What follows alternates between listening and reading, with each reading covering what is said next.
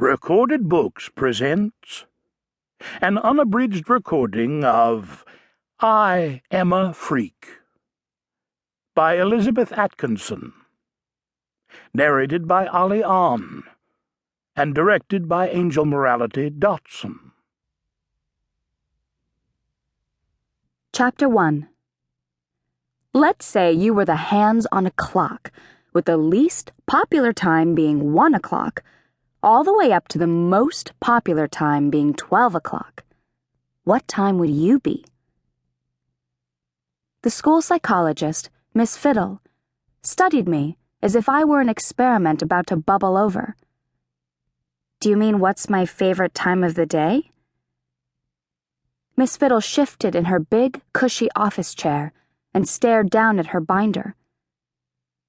Let's do this a different way, she said in a fake, perky voice. Look at the clock on the wall behind me. It was a flat white clock with 2 pencils telling the time. Now, who would you say is the most popular girl in your grade? I had to think about that one, as there were lots of incredibly popular girls in the 6th grade. I guess it's a tie between Savannah Lipton and Akira Washington. Miss Fiddle rolled her eyes. Just pick one. The very most popular one? Anyone, she said sharply. Should I still look at the clock? No, yes. Wait, she groaned. Okay, let's try this one more time. Miss Fiddle forced herself to speak in a really calm voice, but it was too calm, sort of like the pause just before lightning strikes the ground and explodes. If Savannah Lipton, let's say, represented a time on the popularity clock, what time would she be? I glanced up at the wall and said very carefully, 12 o'clock? That's right, she hollered like a game show host. I mean good. Then she rolled her chair so close to me, our knees practically touched. So, if Savannah is 12 o'clock, the most popular hour, what time are you? At that very moment, a fly buzzed across the room and landed on Miss Fiddle's shoulder.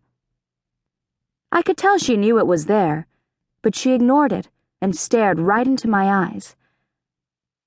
1 minute past 12? I said in a tiny voice, because I wasn't sure if there was a correct answer or if she really had no idea how invisible I was in middle school.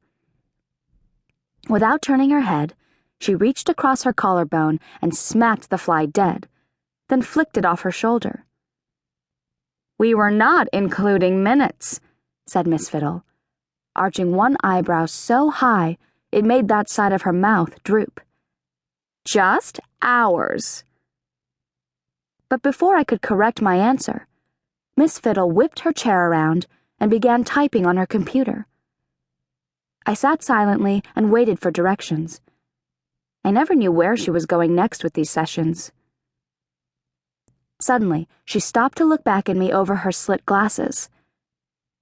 You may go to your next class now, Emma.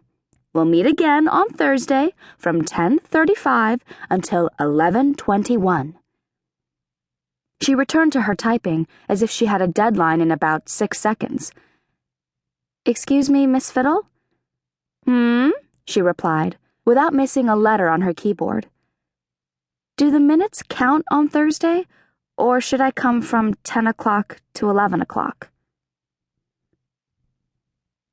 Not 5 minutes later, I was ducking behind a dumpster out in the school parking lot. I waited there until I heard the indoor bell signaling the next class. I knew the halls would be flooded soon, and no one would bother to look out a window at someone escaping across the pavement and into the woods. I did this twice a week whenever I had a session with Miss Fiddle. All my teachers knew I went to the school psychologist for socialization skills, so on my session days, they all basically lost track of me. Or at least,